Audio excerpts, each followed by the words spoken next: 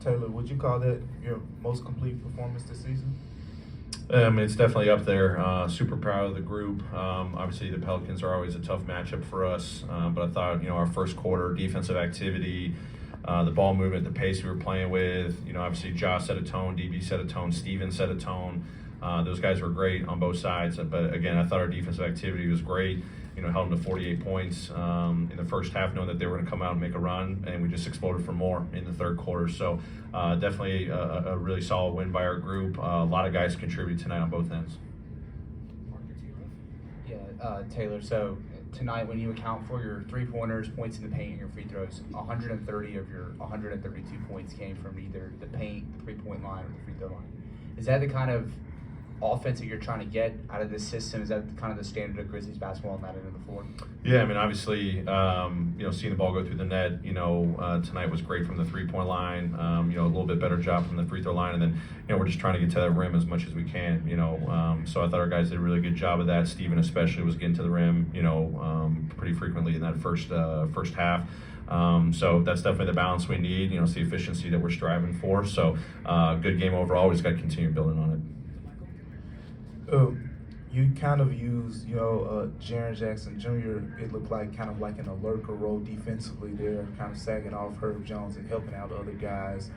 How much of that was just, the Pelicans lineup being, changed without CJ McCollum and you adjusting defensively there, or just, using Jaren Jackson Jr., to his strengths and being able to, have him on that back line of the defense? More about JJ just doing what he's great at, just, being super active, drives, pick and rolls, post-up situations, just unleashing him, to protect our paint with that activity. I thought he did a great job, 3 blocks tonight, but obviously altered a lot, with the emphasis of them trying to get to the paint, whether it was with Zion or Jonas, showing crowds to, Ingram as well. I thought he did a great job.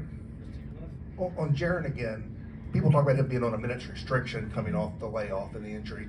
With this fourth quarter run tonight, is that about wanting to get him to a certain amount of minutes? Yeah, I mean, obviously, we had a nice lead going into the third quarter, but just try to get his minutes up, as much as possible. We're being smart day to day.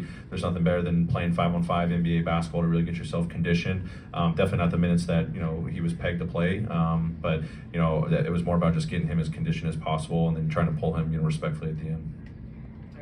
We're playing at such a high level. As a coach, I know there's always something you can improve on. What could you have done better this game?